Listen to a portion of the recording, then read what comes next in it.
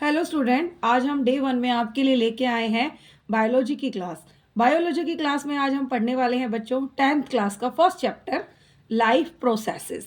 सबसे पहले हम थोड़ा सा एक छोटा सा इंट्रोडक्शन ले लेते हैं, बायोलॉजी होती क्या है। बायोलॉजी जो वर्ड है, bio means life, life means जीवन, ऐसी चीज़ें जो किससे मिलकर बनी है, लाइफ से मिलकर बनी है। और लोगी वर्ड जो है वो बताता है हमें स्टडी। तो हमारे पास बायोलॉजी का मीनिंग क्या हुआ बेटा, study of life. Study of life के अंदर हम क्या पढ़ते हैं, जीवन का अध्ययन करते हैं। जीवन का अध्ययन कि किस तरह से जो लिविंग थिंग्स हैं वो काम करती हैं। उसी से हमारा एक चैप्टर बना है बायो में, लाइफ प्रोसेस। हाँ, बायोलॉजी जो है वो 2 ब्रांचेज हैं, तो हम ब्रांचेस की भी बात कर लेते हैं यहाँ पर। ब्रांचेज ऑफ बायोलॉजी, वैसे तो बायो में बहुत सारी ब्रांच है, लेकिन मेनली हम किसके बारे में डिस्कस करते हैं 2 ब्रांच के बारे में। सबसे पहले बात करते हैं हम हमारी बॉटनी, और दूसरी ब्रांच है हमारी बच्चों जूलॉजी।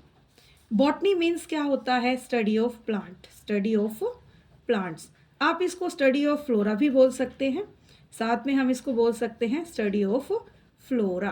फ्लोरा मतलब प्लांट से रिलेटेड, और जो आपके पास जूलॉजी है वो क्या कहलाती है बेटा, स्टडी ऑफ एनिमल्स। एनिमल्स को आपने क्या नाम दिया है, स्टडी ऑफ फोना, स्टडी ऑफ फोना। अब हम शुरू करते हैं, लाइफ प्रोसेस पे आ जाते हैं। लाइफ प्रोसेसेस या लाइफ प्रोसेस क्या है। लाइफ प्रोसेस का मतलब क्या है कि लाइफ में होने वाले जितने भी प्रोसेसेस हैं वो सभी क्या हैं, हमारे लाइफ प्रोसेसेस हैं। तो हम यहाँ पर बता सकते हैं basic functions, basic functions are performed by living organism. ऐसे बेसिक फंक्शन जिनको क्या करते हैं, लिविंग ऑर्गेनिज्म क्या करते हैं, परफॉर्म करते हैं। सो लाइफ प्रोसेस का मतलब क्या हुआ, basic functions perform by living organism to maintain our life. तो ये सभी क्या है, हमारे लाइफ प्रोसेसेस हैं। अगर हम बात करें हमारे लाइफ प्रोसेसेस की, तो लाइफ प्रोसेसेस में हम कौन कौन से प्रोसेस को पढ़ते हैं।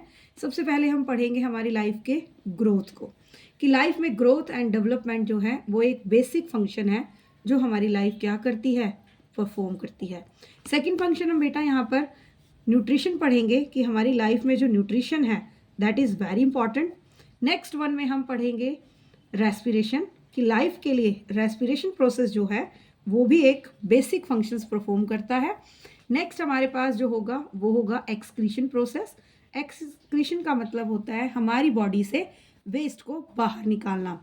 नेक्स्ट हमारा जो प्रोसेस रहेगा वो रहेगा हमारा ट्रांसपोर्टेशन। ट्रांसपोर्टेशन जो है उसका मतलब है कि हमारी बॉडी में कौन कौन सी चीज़ें मूव ऑन हो रही हैं। उसके बाद हमारे पास आता है control and coordination. Control and coordination के अंदर हम पढ़ते हैं कि हमारी बॉडी, हमारा ब्रेन किस तरह से कंट्रोल करता है। और एक और प्रोसेस हमारे पास आएगा, that will be very important process, this is known as the reproduction. Life को सर्वाइव करने के लिए और कंटिन्यूटी ऑफ लाइफ बनाने के लिए क्या ज़रूरत है, बेसिक लाइफ का रिप्रोडक्शन प्रोसेस जो है वो हम परफॉर्म करते हैं।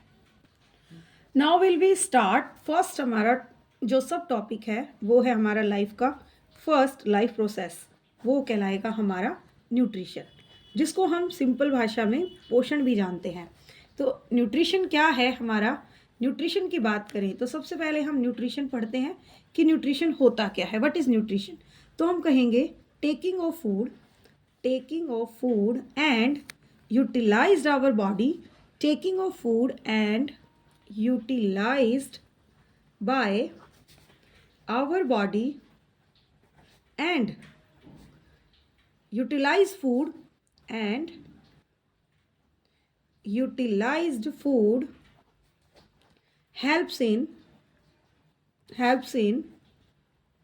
growth and development of body। तो बेटा न्यूट्रिशन ओनली ह्यूमन बींग्स में ही नहीं, ऑल ऑर्गेनिज्म में पाया जाता है। तो न्यूट्रिशन क्या हुआ? टेकिंग ऑफ फूड, मतलब हमने खाने को लिया, फिर उस खाने को हमने यूटिलाइज किया, एंड देन यही यूटिलाइज फूड हमारी बॉडी में क्या करता है? ग्रोथ एंड डेवलपमेंट के लिए रिस्पॉन्सिबल है। अगर हम बात करें थोड़ा सा और न्यूट्रिशन की, तो न्यूट्रिशन हेल्पफुल कैसे है? तो उसके अंदर आते हैं आपके पास कंपोनेंट ऑफ न्यूट्रिशन। तो कंपोनेंट ऑफ न्यूट्रिशन कौन होंगे? वो होंगे आपके न्यूट्रिएंट्स, जिनसे क्या मिलकर बना है? आपका न्यूट्रिएंट्स मिलकर बना है। अब यहीं पर हम नेक्स्ट बात करेंगे कि कंपोनेंट ऑफ न्यूट्रिएंट्स कौन कौन से हो सकते हैं। न्यूट्रिएंट्स का मतलब है जिनसे हमें पोषण मिलता है, वो हमारे क्या कहलाते हैं? पोषक तत्व कहलाते हैं। अब सबसे पहले हम बात करते हैं हमारे फर्स्ट न्यूट्रिएंट की। वो कौन होगा? आपके पास कार्बोहाइड्रेट। कार्बोहाइड्रेट के बारे में आप सभी जानते हैं। तो कार्बोहाइड्रेट क्या है? ऐसे सोर्स, ऐसा फूड जो हमें क्या दे रहा है? एनर्जी दे रहा है। तो हम कह सकते हैं एनर्जी गिविंग फूड। क्या होगा? Energy giving food. Energy giving food is called carbohydrate. आपको पता है कि जो फूड हमें एनर्जी देता है उनको हम क्या कहेंगे? कार्बोहाइड्रेट। इसका सोर्स क्या हो सकता है? इसका सोर्स हमारे पास व्हीट, राइस, ब्रेड एक्सेट्रा, ये क्या है? हमारे सोर्सेज है। सेकंड आता है हमारी बॉडी के लिए important component, that will B fats.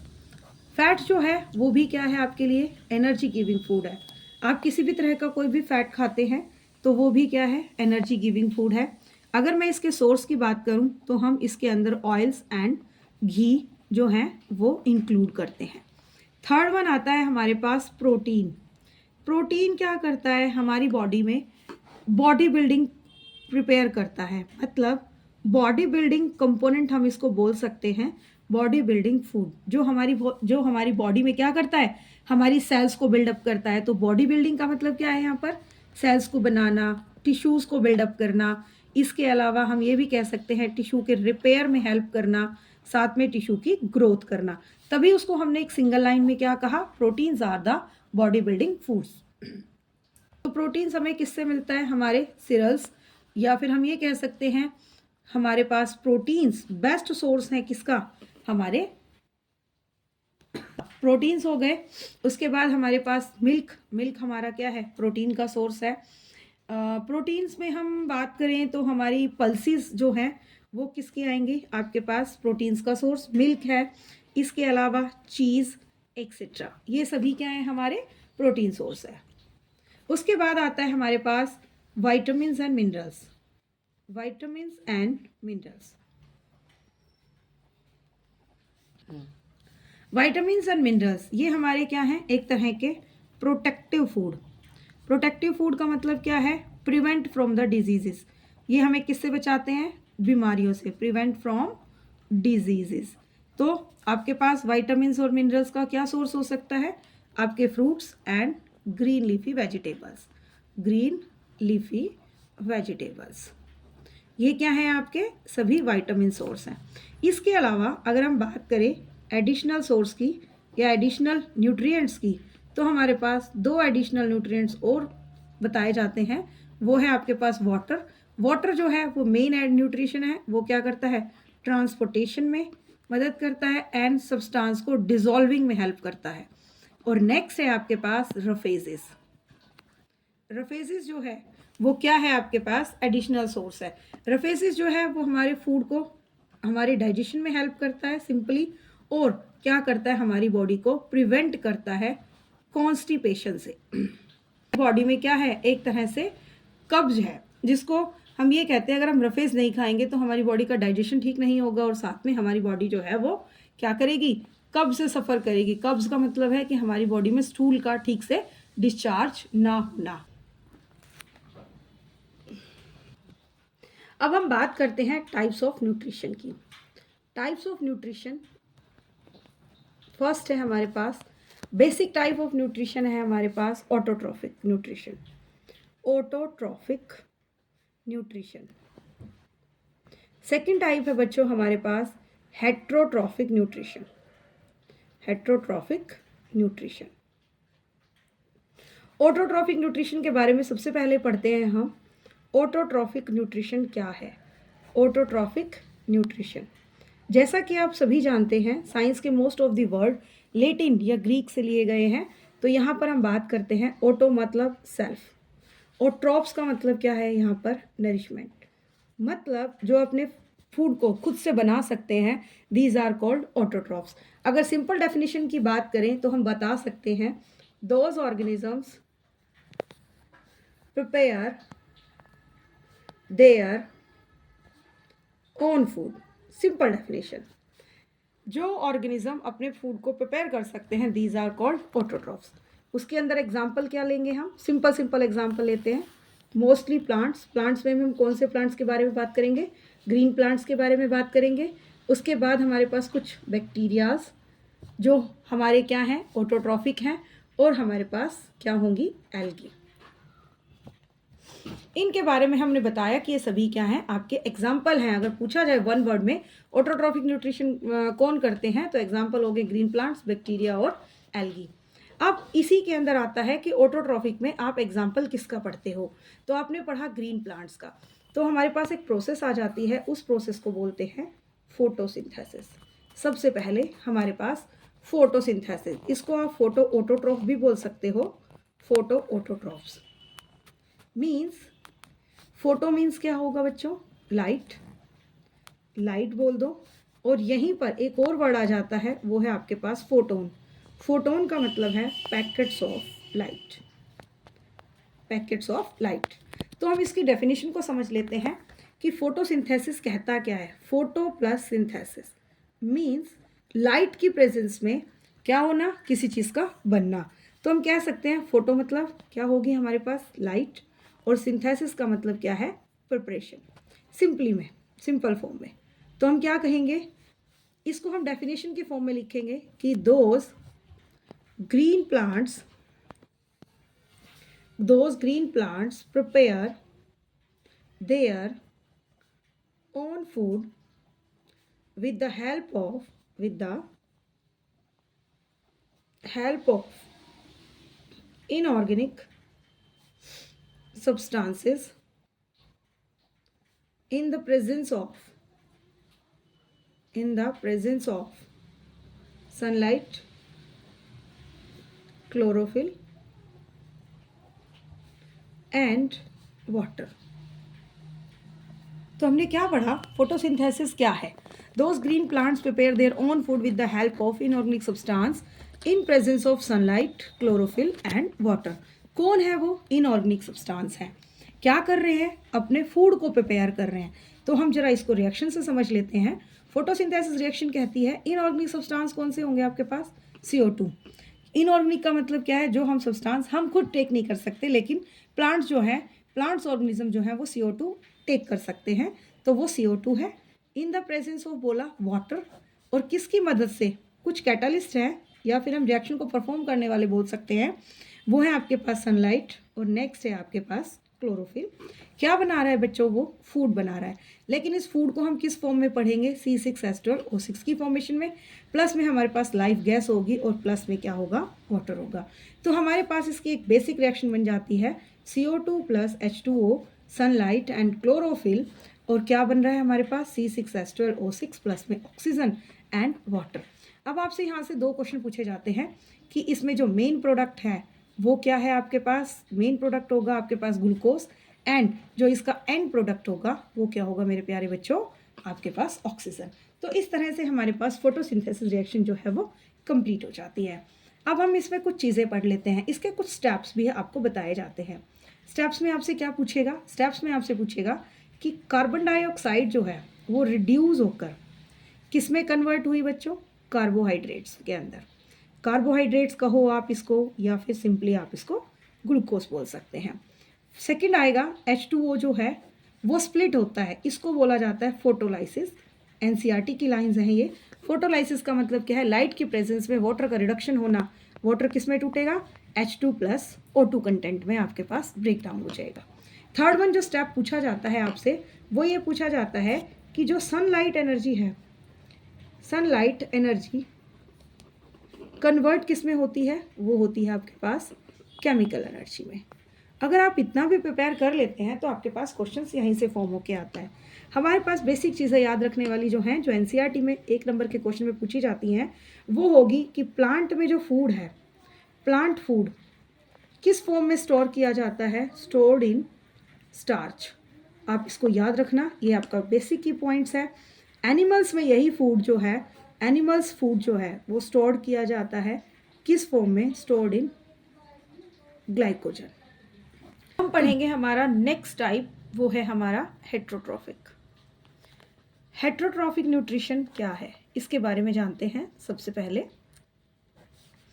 जैसे कि हमें पता है हेट्रोट्रॉफिक 2 वर्ड से मिलकर बना है, हेट्रो प्लस ट्रॉफिक। तो हेट्रो प्लस ट्रॉफिक वर्ड में हेट्रो मतलब अदर्स, मतलब जो दूसरों पर डिपेंड रहते हैं वो क्या है? हेट्रोट्रॉफिक। और ट्रॉफिक मतलब न्यूट्रिशन। तो हम क्या लिखेंगे डेफिनेशन कि those organisms depend on food, depend on others for their food, depend on others for their food, those are called heterotrophic। इसमें अब बच्चों कौन आ सकते हैं? For example human beings, human beings के बारे में, क्योंकि हम अपना खाना खुद थोड़ी बनाते हैं, हम तो रेडीमेड फूड लेते हैं या इनडायरेक्ट फूड लेते हैं। तो हम ह्यूमन बींग्स, उसके बाद एनिमल्स की बात करते हैं इसके अंदर, एंड कुछ फंगस की बात करते हैं, एक्सेट्रा। अब इसके बात करते हैं टाइप्स ऑफ हेट्रोट्रॉफिक्स की। टाइप ऑफ हेट्रोट्रॉफिक न्यूट्रिशन जो है वो कितने कौन कौन से हैं? तो सबसे पहले हमारे पास इसमें 3 टाइप हैं। सबसे पहले अगर हम बात करें तो हमारे पास आता है होलोजोइक न्यूट्रिशन। होलोजोइक न्यूट्रिशन हम पढ़ेंगे टाइप्स ऑफ हेट्रोट्रॉफिक न्यूट्रिशन। सबसे पहले होलोजोइक न्यूट्रिशन, उसके बाद हम पढ़ेंगे पैरासिटिक न्यूट्रिशन, और लास्ट वन हमारा रहने वाला है सेप्रोट्रॉफिक। Saprotrophic nutrition. आइए अब हम इनके बारे में थोड़ा थोड़ा पढ़ते हैं कि इनका क्या मतलब है। होलोजोइक का मतलब होता है, होलो मतलब होल, होल मतलब कंप्लीट। तो हम यहाँ पर क्या लिखेंगे? Those organism take their food in the form of solid particles. तो वो क्या है हमारे पास? होलोजोइक न्यूट्रिशन है। मतलब ऐसा फूड या ऐसा न्यूट्रिशन जो क्या करते हैं ऑर्गेनिज्म? सॉलिड फॉर्म में उसको बॉडी के अंदर लेके जाते हैं। अगर फॉर एग्जांपल की बात करें तो हमारे पास जो होलोजोइक न्यूट्रिशन के अंदर एग्जांपल आने वाले हैं वो होंगे आपके ह्यूमंस एंड एनिमल्स एक्सेट्रा। अब जो होलोजोइक न्यूट्रिशन है बच्चों, वो कहाँ होता है? Inside the body, inside the body. आप इसको एक्स्ट्रा सेलुलर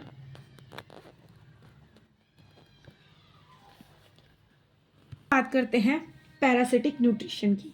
तो पैरासिटिक न्यूट्रिशन का मतलब क्या होता है? पैरा का मतलब होता है अदर्स। पैरा का मीनिंग क्या है बेटा? अदर्स। और न्यूट्रिशन फूड को लेना। तो हम यहां पर लिखेंगे those organisms take their food from host cell. आप सिंपल ये भी लिख सकते हैं। होस्ट सेल मतलब जिस पर वो डिपेंड करती हैं। फॉर एग्जाम्पल, जैसे आपने एग्जाम्पल सुने होंगे लाइस, जू के बारे में सबने सुना है?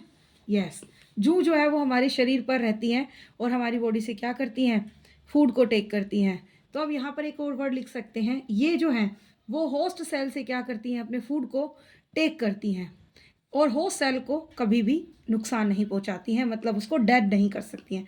तो आप इतना याद रखें, लाइस के बारे में पढ़ लें, लीच के बारे में पढ़ लें, टिक्स इसका एग्जाम्पल रहेगा एक्सेट्रा। थर्ड वन आता है आपके पास सेप्रोट्रॉफिक न्यूट्रिशन। सेप्रोट्रॉफिक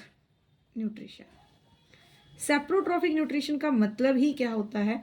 सेप्रो का वर्ड का मतलब है रोटन, रोटन कहो या डिकेइंग मतलब जो कोई ऐसे ऑर्गेनिज्म जो गली सड़ी चीज़ों से अपने फूड को लेते हैं वो क्या कहलाते हैं? सेप्रोट्रॉफिक। तो हम कह सकते हैं dead and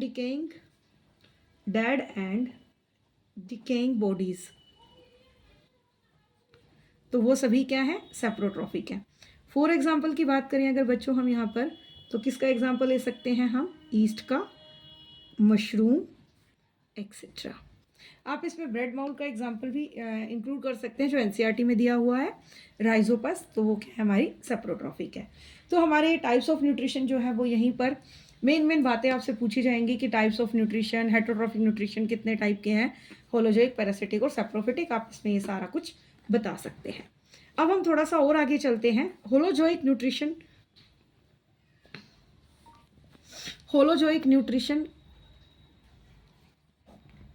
based on the food habit, कभी कभी ये भी पूछ लिया जाता है, बेस्ड ऑन फूड हैबिट कितने टाइप का है? तो आप बताएंगे कि ये 3 टाइप का है। पहला कौन सा होगा?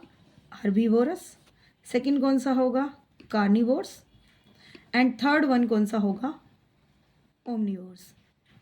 हम इसमें बस एग्जाम्पल पढ़ेंगे। ये कौन है आपके पास?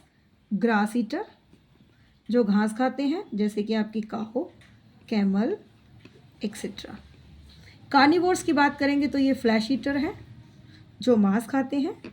आपके सारे वाइल्ड एनिमल्स आ जाएंगे इसके अंदर, जंगली जानवर, आपको पता होगा, लायन, टाइगर एक्सेट्रा। और थर्ड वन है both plant and flesh eater, plant and flesh eater, जो कि क्या खाते हैं? मांस खाते हैं और प्लांट भी खाते हैं। उसमें हम एग्जाम्पल लेते हैं हमारे ह्यूमन बींग्स का, वो ओमनीवोर है। इसके अलावा डॉग, क्रो एक्सेट्रा।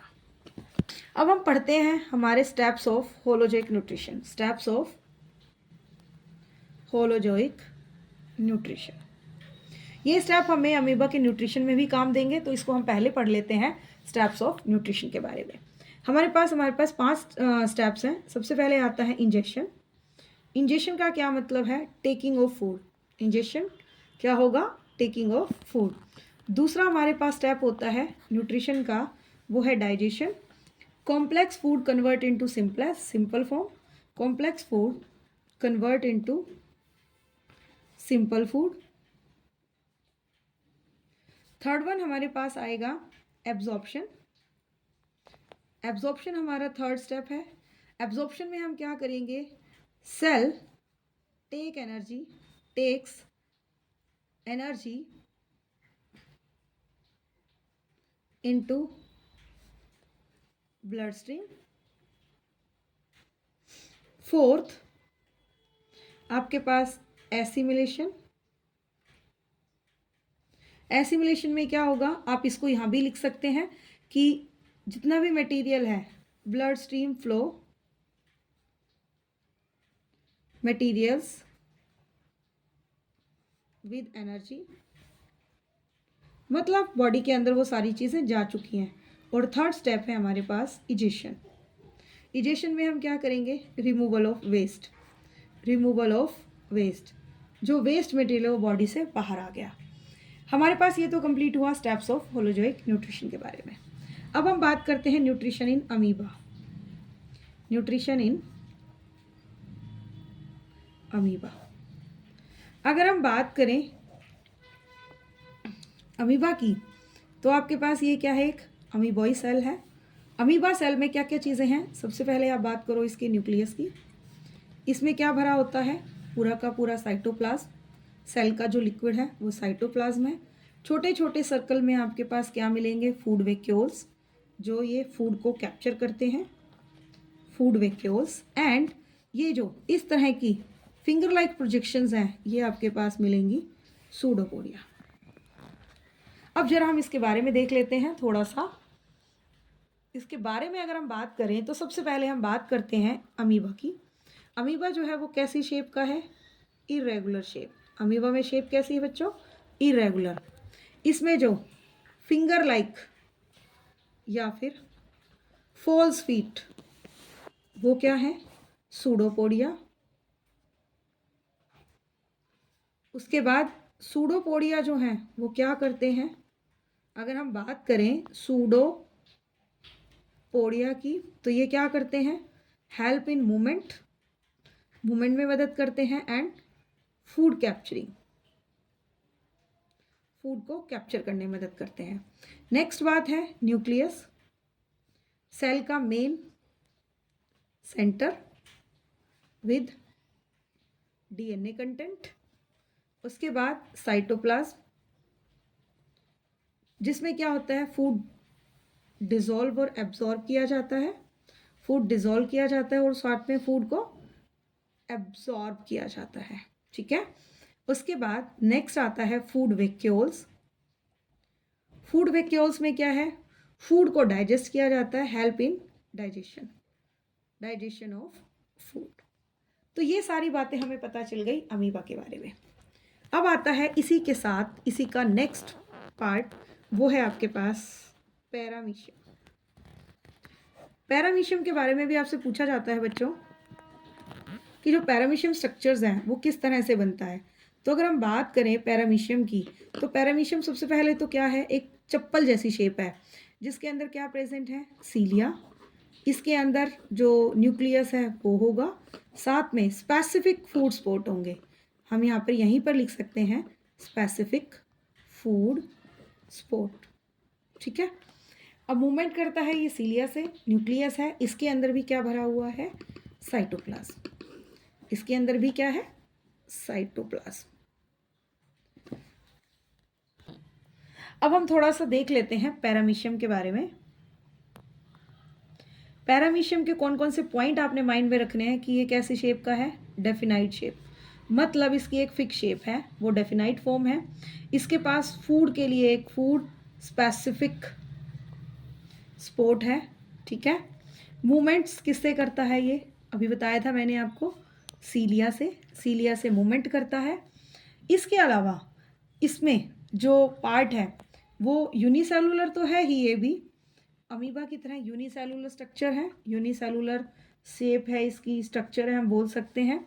अगर आपसे पूछा जाए इन दोनों के डिफरेंस के बारे में, कई बार पूछ लिया जाता है कि यहाँ पर एक की पॉइंट याद रख लो कि अमीबा एंड पैरामीशियम में बेसिक डिफरेंस क्या है। पैरामीशियम डिफरेंसेस, बेसिक डिफरेंस बताना है बेटा आपको। तो बेसिक डिफरेंस क्या है कि अमीबा जो है और आपके पास जो पैरामीशियम है उनमें बेसिक डिफरेंस, इसके में नो डेफिनाइट फूड स्पॉट और इसमें स्पेसिफिक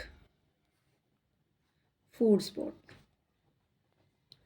ये इन दोनों का बेसिक डिफरेंस बन जाता है। अदरवाइज इन सभी का जो स्ट्रक्चर्स है, फंक्शंस हैं, वो सारे इक्वल ही हैं। लेकिन अगर इसकी बात करें बेसिक फॉर्म की, तो इसमें स्पेसिफिक स्पॉट होता है, जबकि इसमें स्पेसिफिक कोई भी फूड स्पॉट नहीं होता है। ये हमारा टॉपिक कंप्लीट हुआ। अब हम बात करते हैं हमारे स्टोमेटा की। स्टोमेटा क्या है, what are the stomata. Stomata की बात करो तो स्टोमेटा क्या होते हैं, टाइनी पोर्स या small pores present on surface of leaf. ये अपर सरफेस भी हो सकता, upper surface and lower surface, मतलब पत्ते के ऊपर नीचे दोनों तरफ क्या होते हैं, छोटे छोटे पोर्स होते हैं, वो क्या है आपके पास, स्टोमेटा है, ठीक है बेटा। अब पूछा जाता है कि स्टोमेटा का काम क्या है, स्टोमेटा है क्या। चलो हम एक हल्का सा डायग्राम बना लेते हैं। ये हमारे पास क्या है, एक एपिडर्मल सेल है। इसके अंदर अगर हम बात करें तो कुछ इस तरह से हम क्या बना सकते हैं, हमारे पार्ट्स। इसको आप बोलेंगे ये क्या है आपके पास, एपिडर्मिस। उसके बाद अगर ये बात करें, दोनों क्या है, ये हमारी गार्ड सेल। उसके बाद अगर हम इनमें छोटे छोटे ये इस तरह के स्ट्रक्चर्स देख पाते हैं, तो ये आपके पास क्या होंगे, क्लोरोप्लास्ट, ठीक है। उसके बाद अगर हम बात करें इसी के अंदर, तो ये क्या है आपके पास, स्टोमेटल पोर्स। आइए जरा देख लेते हैं इसका फंक्शन क्या होता है। ये आपके लीफ का सरफेस है, एपिडर्मिस जो है वो कहाँ पे मिलती है, लीव्स के अंदर। तो फंक्शन की बात करें, इसमें सिंपल सा क्वेश्चन पूछा जाता है 2 या 3 मार्क्स में, what are stomata and their function. तो पहला पार्ट हम बात करेंगे एक्सचेंज ऑफ गैसेस की। किसकी बात करेंगे, exchange of gases. Exchange of gases कौन सी करता है, CO2 एंड O2, दो गैसेस करता है। प्रोसेस पूछा जा सकता है इसमें, वो होगा डिफ्यूज़न। कौन सा प्रोसेस है, डिफ्यूज़न। दूसरा ये करता है प्रोसेस ट्रांसपिरेशन। ट्रांसपिरेशन क्या है, loss of water from the leaves. अब लॉस ऑफ वाटर का जो प्रोसेस होता है वो कौन से प्रोसेस पर डिपेंड है? ओस्मोसिस। ओस्मोसिस प्रोसेस इसमें दिखाया जाता है।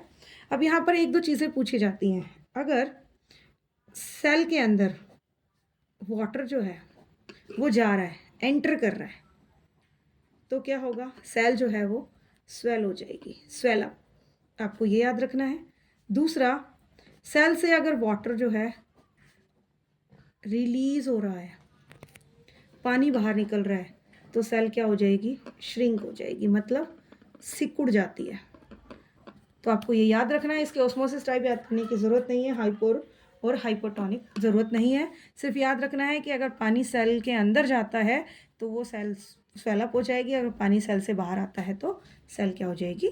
श्रिंक हो जाएगी। ये हमारा टॉपिक था, क्या? हमारी स्टोमेटा से रिलेटेड। एक और हम इसका कीवर्ड लिख सकते हैं, function of guard cell. Guard cell का फंक्शन क्या है हमारे पास? Control opening and closing the stomata. तो ये क्या करता है? हम लिख सकते हैं गार्ड सेल का फंक्शन क्या है? Control opening and closing the stomata. Opening and closing the stomata, मतलब स्टोमेटा को ओपन और क्लोज करने में मदद कौन कर रहा है? Guard cell. आपसे 1 नंबर के क्वेश्चन में यही पूछा जाता है कि गार्ड सेल का फंक्शन बताइए, तो आप क्या बताएंगे इसके अंदर? गार्ड सेल में ओपनिंग एंड क्लोजिंग का काम कौन करता है हमारा स्टोमेटा के लिए? वो करती है हमारी गार्ड सेल। अब हम बात करते हैं बच्चों न्यूट्रिशन इन ह्यूमन बींग्स की। न्यूट्रिशन इन ह्यूमन बींग्स में अगर हम बात करें तो हम बात करेंगे कि न्यूट्रिशन ह्यूमंस के अंदर कैसे ट्रांसफ़र होता है। तो सबसे पहले न्यूट्रिशन के लिए हमारे पास एक कैनाल है जिसको बोलते हैं एलिमेंट्री कैनाल।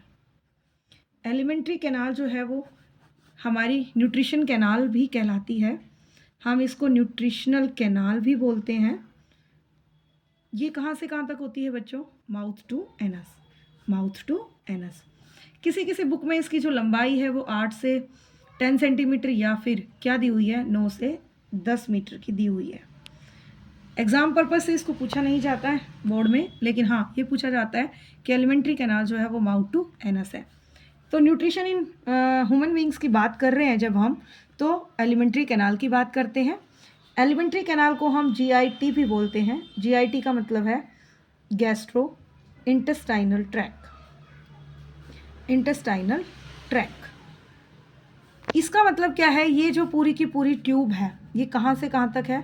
अगर इसकी जर्नी की बात करें तो माउथ से फूड गया, फूड माउथ में गया, माउथ के बाद किससे टच होगा? टंग से, टंग के बाद किस पे जाएगा? ईसोफेगस। उसके बाद कहाँ जाएगा? ईसोफेगस से स्टमक, स्टमक के बाद जाता है स्मॉल इंटेस्टाइन। ये आपसे पूछी जाएगी sequence, small intestine. Small intestine के बाद बच्चों जाएगा लार्ज इंटेस्टाइन। लार्ज इंटेस्टाइन के बाद कहाँ जाता है? वो एनस के थ्रू बॉडी से बाहर हो जाता है। तो आपसे पूछे कोई इसका रेस्पिरेटरी GI ट्रैक का ट्रैक क्या है, तो mouth, tongue, oesophagus, stomach, small intestine, large intestine and anus बताएंगे आप। इसी के बाद ये तो है हमारी GI ट्रैक जो अभी हम डिस्क्राइब करेंगे। इसके अलावा हमारे पास कुछ डाइजेस्टिव ग्लैंड भी हैं एंड एसेसरी ग्लैंड। वो कौन कौन से होंगे? वो आपके पास लीवर,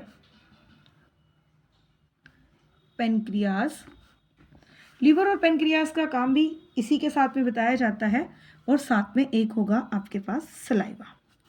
आइए तो इनको 1 बाय 1 करके पढ़ते हैं। सबसे पहले पढ़ेंगे हम एलिमेंट्री कैनाल या फिर GI ट्रैक की जर्नी।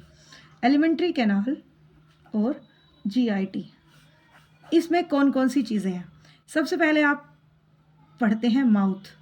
माउथ या फिर बक्कल कैविटी। बक्कल मतलब माउथ कैविटी। सबसे पहले आप इसमें किससे मिलते हैं? टिथ से। आपको पता है एक लाइफ के अंदर 2 टाइम्स जो हैं वो जो टिथ हैं वो आपको दिखाई देते हैं। तो पहला जो टिथ होगा हमारा वो कहलाएगा मिल्क टिथ। मिल्क टिथ जो दूध के दांत होते हैं, इनका नंबर कितना है? 20। दूसरे दांत जो है हमारे वो परमानेंट टीथ, वो हमारे पास कितने हैं?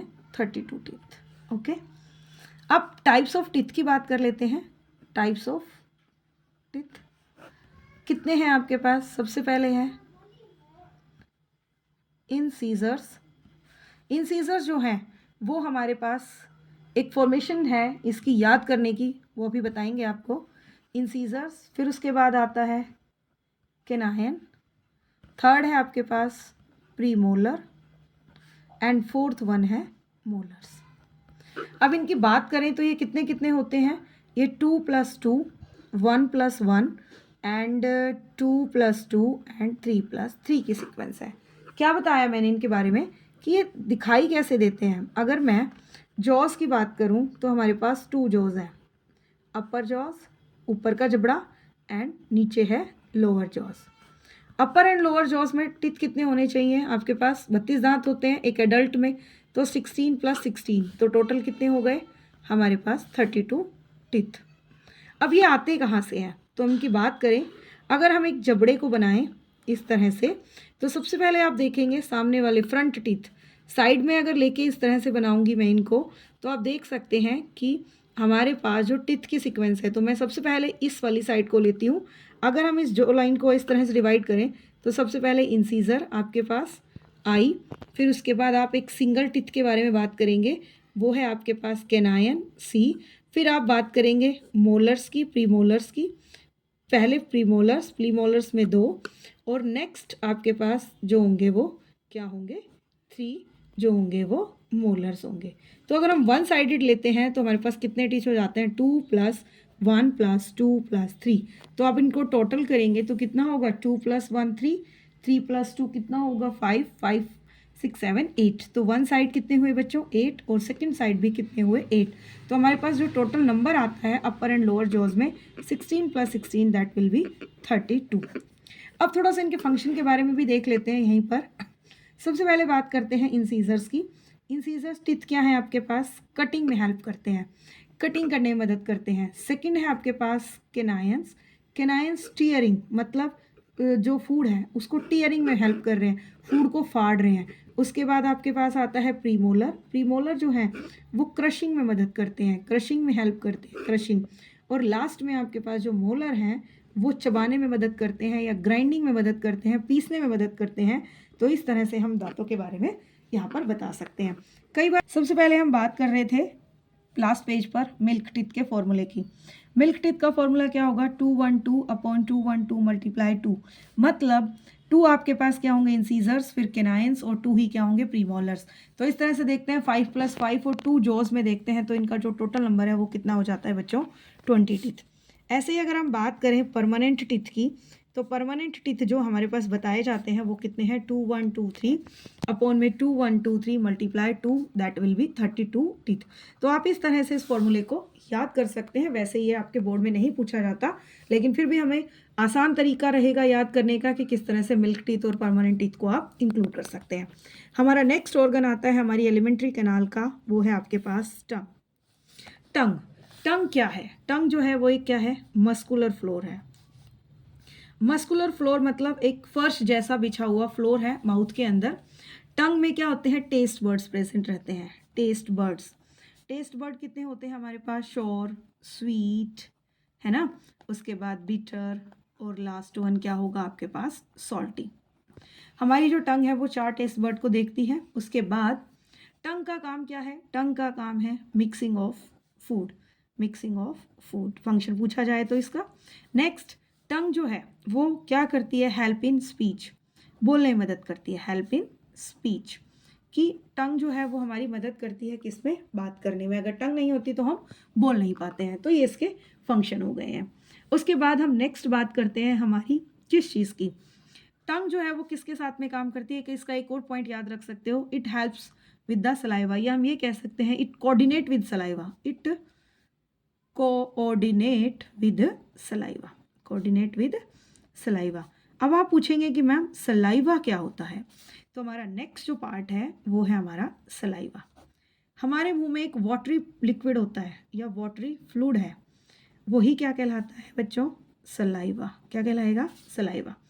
सलाइवा जो है वो कहाँ से आता है? It secretes salivary gland. कहाँ से आएगा?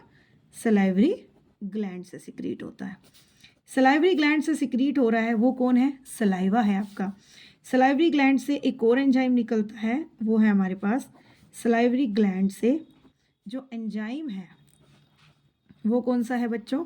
Salivary amylase. कौन सा है?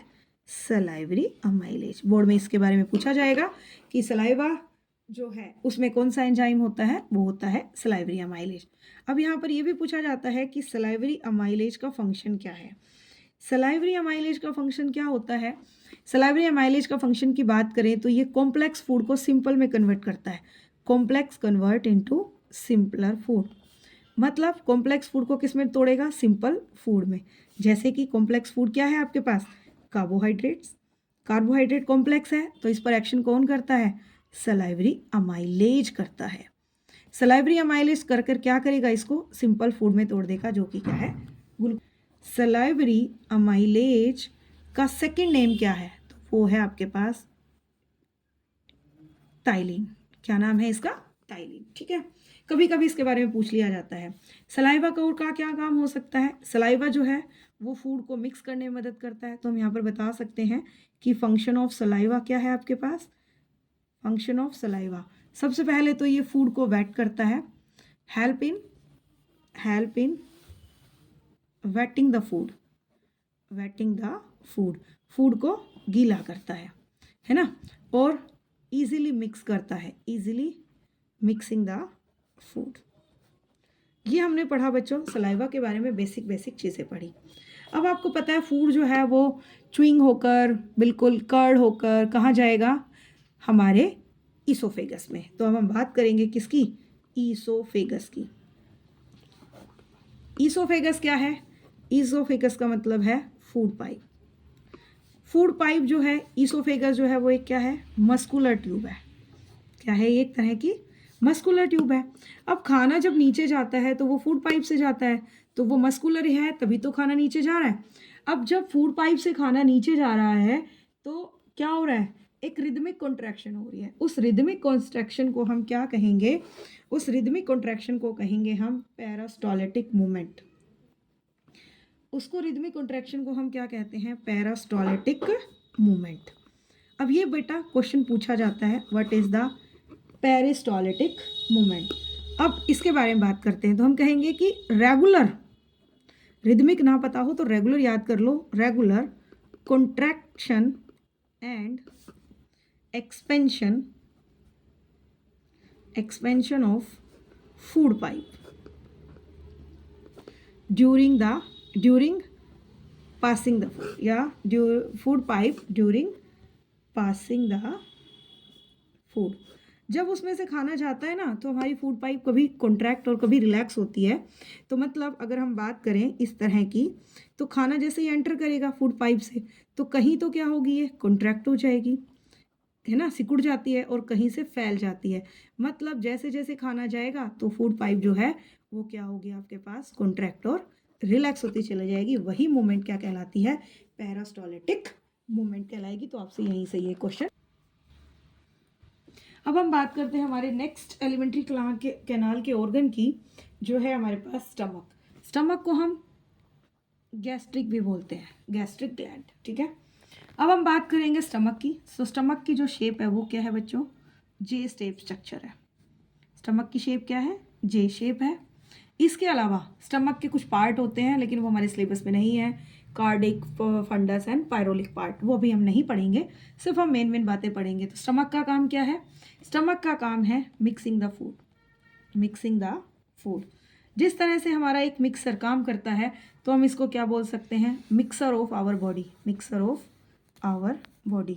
इसको हम मिक्सर भी बोल सकते हैं। मिक्सर ग्राइंडर होता है ना घर में सब चीज़ों को मिलाने वाला, तो ऐसे हम क्या कह सकते हैं इसको कि ये मिक्सिंग ऑर्गन है, मिक्स करता है फूड को। अब इसके अंदर क्या होते हैं? गैस्ट्रिक जूसेस इसके अंदर प्रेजेंट है। Gastric juices are present. कौन कौन से हैं? पहला है HCl, दूसरा है आपके पास पेप्सिन, और थर्ड वन है आपके पास म्यूकस। थर्ड वन जो है वो हमारे पास क्या है? म्यूकस। अब इनके बारे में थोड़ा थोड़ा पढ़ लेते हैं। HCl का काम क्या है? HCl जो है वो आपको सभी को पता है हाइड्रोक्लोरिक एसिड है।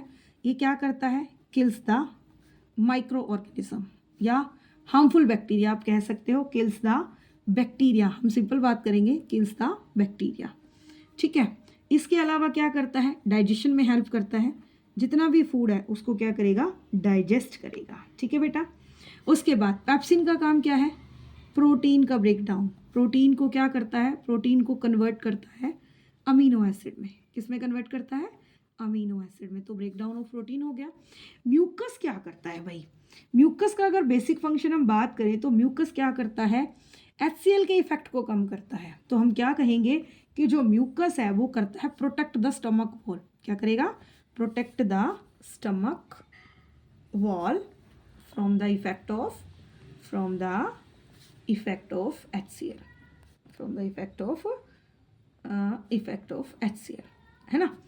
तो मतलब क्यों, क्योंकि हमारे बॉडी में जो HCl बनता है वो हाई pH लेवल का बनता है, अगर ज़्यादा HCl बन गया तो क्या करेगा, हमारी स्टमक की दीवारों को गला देगा, तो उसके इफेक्ट को कम कौन करता है, म्यूकस। म्यूकस क्या है, एक लचीला सा पार्ट होता है, लचीला सिक्रीशन कह लो, फ्लूइड कह लो, जो कि क्या करता है, पेट की दीवारों को बचा कर रखता है। अब हमारे पास नेक्स्ट आता है, हाँ यहाँ पर एक लाइन ऐड कर सकते हो कि पार्शियली जो डाइजेशन है, पार्शियली डाइजेशन कहाँ होता है, partially digestion occurs in stomach, मतलब कुछ फूड का डाइजेशन तो स्टमक में हो जाता है, हमने बात कर ली पार्शियल डाइजेशन स्टमक में होता है। अब हम बात करते हैं स्मॉल इंटेस्टाइन की। स्मॉल इंटेस्टाइन स्मॉल तो है लेकिन ये इतनी स्मॉल भी नहीं है कि बिल्कुल ही छोटी हो। स्मॉल इंटेस्टाइन की अप्रोक्सीमेटली लेंथ जो है वो 6.5 मीटर है, तो इसका मतलब ये स्मॉल तो है नहीं, अपने आप में कैसी इंटेस्टाइन है, लार्ज इंटेस्टाइन है। अब बात करते हैं स्मॉल इंटेस्टाइन की, तो स्मॉल इंटेस्टाइन का काम क्या होता है, स्मॉल इंटेस्टाइन का काम होता है डाइजेशन, और डाइजेशन भी कैसा होता है, यहाँ पर कंप्लीट डाइजेशन होता है। एक नंबर के क्वेश्चन में पूछा गया था कि ऐसा ऑर्गन बताओ जो कंप्लीट डाइजेशन करता है, तो आप क्या बताओगे, स्मॉल इंटेस्टाइन के बारे में बताओगे। अब स्मॉल इंटेस्टाइन में बहुत सारे काम होते हैं भाई, क्या क्या काम होते हैं वो ज़रा हम देख लेते हैं। सबसे पहले स्मॉल इंटेस्टाइन में डाइजेशन होता है प्रोटीन का। प्रोटीन का डाइजेशन किसके कारण होता है, पेप्सिन एंजाइम के कारण, जो कि क्या करता है, अमीनो एसिड में प्रोटीन को कन्वर्ट कर देता है, क्योंकि आप प्रोटीन खा रहे हैं ना।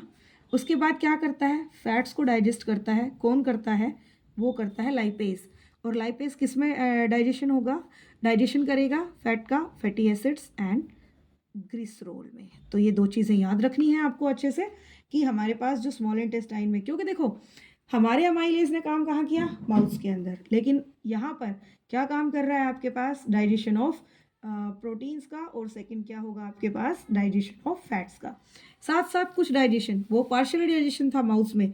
अब जो कंप्लीट कार्बोहाइड्रेट डाइजेशन है, कार्बोहाइड्रेट का डाइजेशन कौन कर रहा था, अभी मैंने आपको बताया था, वो है आपके पास सलाइवरी अमाइलेज, क्योंकि वहाँ तो पूरा नहीं टूटता, सिर्फ कॉम्प्लेक्स फूड को सिंपल में कन्वर्ट किया जाता है, तो यहाँ पर भी कार्बोहाइड्रेट का कंप्लीट डाइजेशन होगा सलाइवरी अमाइलेज की हेल्प से, और वो किस में टूट जाएगा, ब्रेक डाउन्स को करता है स्टार्च को या कार्बोहाइड्रेट्स को, तो वो क्या हो गया आपके पास, सिंपल शुगर होगी, या सिंपल आप इसको क्या कह सकते हैं, ग्लूकोज बोल सकते हैं, ठीक है बेटा। फैट्स में लाइपेज बताया गया है आपके पास, तो फैट्स को ब्रेक डाउन करता है लाइपेज, प्रोटीन को ब्रेक डाउन करता है आपके पास पेप्सिन, या फिर दूसरा जो एंजाइम है वो आपके पास क्या होगा, ट्रिप्सिन एंजाइम भी आप यहाँ पर याद रख सकते हैं, ठीक है। अच्छा, अब यहीं से एक वर्ड और आता है, वो है आपके पास इमल्सिफिकेशन। इमल्सिफिकेशन क्या है वो देखते हैं, इमल्सिफिकेशन। अब पता है कई बार ये टॉपिक पूछ लिया जाता है, what is the emulsifying, emulsification क्या है, तो आप कहोगे कि ma'am fats convert into fatty acids and glycerol with the help of किसकी मदद से, लाइपेज एंजाइम, किसकी मदद से, लाइपेज एंजाइम्स की हेल्प से, तो वही क्या है हमारे पास, इमल्सिफिकेशन है। अब एक छोटा सा एक्स्ट्रा टॉपिक आ जाता है, कई बच्चों के माइंड में, दिमाग में क्वेश्चन आ रहा होगा, व्हाट आर एंजाइम्स। एंजाइम क्या है, एक तरह के बायोलॉजिकल कैटालिस्ट, क्या है, एक तरह के बायोलॉजिकल कैटालिस्ट। बायोलॉजिकल कैटालिस्ट का क्या मतलब है, जो क्या करते हैं, स्पीड अप द रिएक्शन, जो भी हमारी बॉडी में डाइजेशन हो रहा है उसकी रिएक्शन को स्पीड अप देते हैं। स्लो भी कर सकते हैं और फास्ट रिएक्शन भी कर सकते हैं। तो ये कौन है, हमारे एंजाइम्स है। उसके बाद हमारा जो नेक्स्ट टॉपिक आता है इसी के अंदर, वो है एक छोटा सा topic that will B villi. Villi क्या होती हैं? विलाई जो है वो फिंगर लाइक प्रोजेक्शंस है। क्या है? Finger like projections. Finger like projections क्या है? विलाई। प्रेजेंट कहाँ होती हैं ये? Present in small intestine. Small intestine में प्रेजेंट होती हैं। इनका फंक्शन की बात करें तो क्या है ये? Help in absorption. Help in absorption. Absorption कब करेंगी? जब वो सरफेस एरिया को इंक्रीज करेंगी। Increase the surface of small intestine. आपने देखा होगा कभी कभी हम बहुत सारा खाना खा लेते हैं और हमारा पेट दर्द करने लगता है, तो हमें ऐसा लगता है जैसे वॉमिटिंग हो गया, पेट फटेगा। लेकिन ऐसा तो कभी होता नहीं है। क्यों? क्योंकि खाना स्टमक से कहाँ चला जाता है? स्मॉल इंटेस्टाइन में। और जो फिंगर लाइक प्रोजेक्शंस हैं वो इस तरह से होती हैं, फिंगर की तरह। जैसे ही ये खाना जाएगा तो ये क्या होंगी? ऑटोमेटिक क्या होंगी? इंक्रीज हो जाएंगी, अपने सरफेस एरिया को बढ़ा देती हैं और आपका सारा खाना जो है वो इन्हीं फिंगर लाइक प्रोजेक्शंस में डाइजेस्ट हो जाता है। तो विलाई का फंक्शन पूछा जाएगा आपसे कि विलाई जो है वो एब्जॉर्प्शन में मदद करती हैं। क्यों करती हैं? क्योंकि वो इंक्रीज द सरफेस एरिया कर देती हैं। किसका? स्मॉल इंटेस्टाइन का। अब हमारा जो नेक्स्ट ऑर्गन है वो होगा लार्ज इंटेस्टाइन। लार्ज इंटेस्टाइन जो है उसका काम क्या होता है? लार्ज इंटेस्टाइन जो है वो हमारी जो एलिमेंट्री कैनाल है उसका एक और पार्ट है। लार्ज ना होकर ये कैसी होती है? स्मॉल ट्यूब है एक तरह की। इसका एरिया जो है वो लगभग 1.5 मीटर के समथिंग या अप्रोक्सीमेटली बताया गया है। तो लार्ज इंटेस्टाइन का फंक्शन पढ़ लेते हैं। ये क्या करती है? एब्जॉर्ब द वाटर फ्रॉम, कहाँ से? अनडाइजेस्टेड फूड से। अब देखो हमारी स्मॉल इंटेस्टाइन ने फूड को डाइजेस्ट तो कर दिया, आगे कहाँ जाएगा? लार्ज इंटेस्टाइन में। अब जो बचा हुआ अनडाइजेस्टेड फूड है वो लार्ज इंटेस्टाइन में ट्रांसफर हो गया। अब उसके अंदर जो पानी है उसको कौन एब्जॉर्ब करेगी? हमारी लार्ज इंटेस्टाइन। तो अनडाइजेस्टेड फूड से क्या करती है? लार्ज इंटेस्टाइन उसको ले लेती है और क्या बनाएगी? Forming the solid waste. जो आपका सॉलिड वेस्ट है बॉडी से बाहर निकलता है उसको बनाने में मदद करती है। और जो सॉलिड वेस्ट है वो हमारी बॉडी का क्या है? एक्सक्रीटा। एक्स्ट्रा वेस्ट बोल सकते हो आप इसको, या फिर हम इसको बता सकते हैं फीकल वेस्ट भी। अब लास्ट पार्ट जो है वो क्या है? हमारा एनस। एनस क्या है? एनस हमारा एक्सक्रीटरी ऑर्गन है। क्या है भाई? Excretory organ. जितना भी वेस्ट है, removal of waste, removal of waste organ, या हम ये कह सकते हैं removal of waste from the anus. Anus के थ्रू जो वेस्ट है वो बॉडी से बाहर आता है और ये वेस्ट कैसा होता है? सेमी सॉलिड वेस्ट है। ये कैसा वेस्ट है? Semi solid waste. और ये कहाँ से निकलता है? हमारे एनस से। तो अभी हमने पढ़ा जीआई ट्रैक के सारे ऑर्गन को पढ़ लिया है। अब हम पढ़ेंगे इसके एसेसरी ग्लैंड्स के बारे में। क्योंकि डाइजेस्टिव सिस्टम कंप्लीट कब होता है? जब उसके एसेसरी ग्लैंड कंप्लीट होते हैं। तो इसमें सबसे पहले एसेसरी ग्लैंड आपके पास आता है। क्या है वो? लीवर। लीवर की 2-3 चीज़ें याद रखनी है कि जो लीवर है वो हमारा, सबसे पहले हम बात करते हैं, लीवर हमारा जो है वो लार्जेस्ट ऑर्गन है बॉडी का। सबसे बड़ा ऑर्गन कौन है? हमारा लीवर। लीवर क्या सिक्रीट करता है? ये सिक्रीट करता है बाइल्स। लीवर सिक्रीट क्या करेगा? बाइल जूसेस सिक्रीट करेगा। बाइल जो है वो इमल्सिफिकेशन में भी मदद करता है, कि बाइल जो है वो हमारी बॉडी के लिए, लीवर सिक्रीट कर रहा है बाइल जूस। इसके अलावा अगर हम इसकी लोकेशन की बात करें तो लीवर कहाँ होता है? हमारे right side of abdomen. Right side of abdomen. अब लीवर का काम है बाइल जूस को सिक्रीट करना। तो हम यहाँ पर ये पूछा जाएगा कि बाइल जूस का फंक्शन बताइए बेटा आप। तो बाइल जूस का फंक्शन क्या होगा आपके पास? बाइल जूस का फंक्शन है हेल्प इन डाइजेशन। पहला तो हेल्प इन डाइजेशन, डाइजेशन में मदद करता है। दूसरा help in digestion of fat. तो अब यहाँ पर ये भी कह सकते हो कि मैम कौन सा डाइजेशन करता है? डाइजेशन इन फैट। मैंने बताया था ना अभी आपको, इमल्सिफिकेशन कर रहा है। इमल्सिफिकेशन, फैट का तोड़ना क्या है? इमल्सिफिकेशन है। Remove the toxic waste. Remove the toxic waste. Toxic मतलब जहरीला, जितना भी वेस्ट है उसको बॉडी से बाहर निकालता है। हेल्प किस में करता है? हमारे हेल्प करता है मेटाबॉलिज्म में। Help in metabolism. मेटाबॉलिज्म आपने कई बार सुना होगा ना कि अगर लीवर ख़राब है तो सारी चीज़ें ख़राब हैं। और साथ में एक और इसका मेन पॉइंट है कि जो आपके पास अमोनिया है उसको कन्वर्ट करता है किसके अंदर, यूरिया के अंदर, तभी तो यूरिन फॉर्मेशन होगी, अदरवाइज नहीं होगी। सेकंड बात करते हैं हम किसकी, पेनक्रियाज की।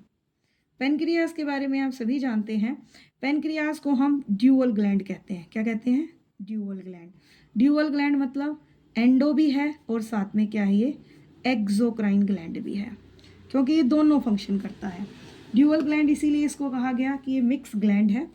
इसको हम जानते हैं it known as mix gland या फिर ड्यूअल ग्लैंड, मिक्स ग्लैंड या फिर ड्यूअल ग्लैंड। ये कहाँ होता है, हमारे बिहाइंड द स्टमक। कहाँ होगा, बिहाइंड द स्टमक। किसकी शेप होती है इसकी, leaf like structure. Leaf like structure कह लो, शेप कह लो, दोनों ही बातें ठीक हैं। ये किस में मदद करता है, help in digestion, help in complete digestion also, ये भी कह सकते हैं कंप्लीट डाइजेशन। कंप्लीट डाइजेशन क्यों कहा बच्चों मैंने इसको, क्योंकि ये मदद कर रहा है कार्बोहाइड्रेट को तोड़ने में भी, प्रोटीन्स को भी और फैट्स को तोड़ने में भी। साथ पेनक्रियाज से क्या सिक्रीट होता है, कुछ हार्मोन सिक्रीशन करता है पेनक्रियाज, तो हम ये कह सकते हैं कि रिलीज हॉर्मोन्स। ये दो हॉर्मोन्स को रिलीज करता है किसमें, ब्लड में। फर्स्ट हार्मोन आपके पास क्या है, इंसुलिन। इंसुलिन जो है वो हमारी पेनक्रियाज से सिक्रीट होता है। ये क्या करता है, हमारे ब्लड शुगर के लेवल को डिक्रीज करता है। ब्लड में जो शुगर है ना उसको डिक्रीज करता है।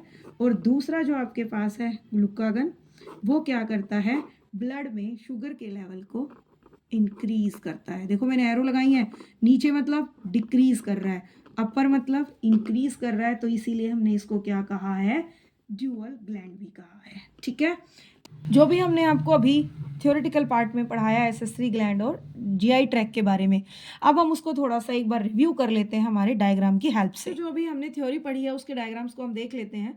सबसे पहले जो फूड जो है वो माउथ से एंटर करता है, माउथ से एंटर करके बकल कैविटी में टंग और टिथ की हेल्प से वो क्या कर रहा है, ईसोफेगस में एंटर कर रहा है। ईसोफेगस हमारी फूड पाइप थी जो कि क्या कर रही थी, पेरिस्टोलिटिक मूवमेंट हेल्प कर रही है। साथ ही हमारे पास जे शेप का जो स्ट्रक्चर है वो आपको क्या दिखाई दे रहा है उसके अंदर, वो स्टमक है। स्टमक में जो फूड है वो एंटर किया फूड पाइप की हेल्प से। अब जो स्टमक है उसमें हमने पढ़ा था HCl का रोल, पैप्सिन का और साथ में म्यूकस का। जितना भी फूड है वो पार्शियली डाइजेस्ट होता है आपके स्टमक में। स्टमक से कहाँ जाएगा बच्चों, वो स्मॉल इंटेस्टाइन में। स्मॉल इंटेस्टाइन के अंदर क्या होगा, फूड का कंप्लीट डाइजेशन हो जाएगा। स्मॉल इंटेस्टाइन को हमने बताया था कि स्मॉल इंटेस्टाइन स्मॉल ना होकर कैसी होती है, लार्ज फॉर्म में होगी। इसके अंदर कंप्लीट डाइजेशन होगा। उसके बाद जो खाना है वो कहाँ जाता है, हमारी जो वेस्ट है अनडाइजेस्टेड मटेरियल तो चला जाएगा लार्ज इंटेस्टाइन में। लेकिन साथ साथ हमने दो एसेसरी ग्लैंड पढ़े थे राइट साइड, एक हमने राइट साइड में और दूसरा हमने बिहाइंड द स्टमक पढ़ा था। जो आपके पास राइट साइड में है वो है आपके पास क्या, लीवर। लीवर जो है वो क्या करता है, बाइल को सिक्रीट करेगा और जितने भी फैट्स हैं उनको इमल्सिफाइंग कन्वर्ट करके फैटी एसिड और ग्लिसरॉल में तोड़ देता है। इसके अलावा आप देख सकते हैं स्टमक के जस्ट बिहाइंड आपको एक छोटा सा स्ट्रक्चर दिखाई देता है, लीफ लाइक स्ट्रक्चर, जो कि क्या है आपके पास, पेनक्रियाज। पेनक्रियाज में हमने दो चीज़ें पढ़ी थी, इंसुलिन जो है वो ब्लड में शुगर के लेवल को डिक्रीज करता है और एक ग्लूकागन पढ़ा था जो कि क्या करता है, ब्लड में शुगर के लेवल को इंक्रीज करता है। आपको साथ में यहाँ पर एक्स्ट्रा जानकारी दे देते हैं, अगर इंसुलिन की कमी हो जाती है तो बॉडी में डायबिटीज़ हो जाएगी। अब आते हैं हमारे नेक्स्ट पार्ट पर जो कि क्या है, लार्ज इंटेस्टाइन। लार्ज इंटेस्टाइन में अनडाइजेस्टेड वेस्ट जो है वो इकट्ठा हो रहा है, लेकिन उसी वेस्ट से क्या हो रहा है, वाटर को रीअब्जॉर्ब करके बॉडी में ट्रांसफ़र कर दिया जाता है। इसके अलावा जो अनडाइजेस्टेड वेस्ट है वो हमारी एनस के थ्रू बॉडी से क्या हो जाता है, थ्रू आउट। आज की वीडियो में बच्चों आपके लिए न्यूट्रिशन का जो टॉपिक है वो हम कंप्लीट कर चुके हैं। कल की वीडियो डे 2 के लिए हम आपके लिए रेस्पिरेशन लेके आएंगे। साथ ही आप इस चैनल को लाइक करें, सब्सक्राइब करें। इस वीडियो में बस इतना ही, मिलते हैं एक नई और वीडियो के साथ, तब तक के लिए बाय बाय।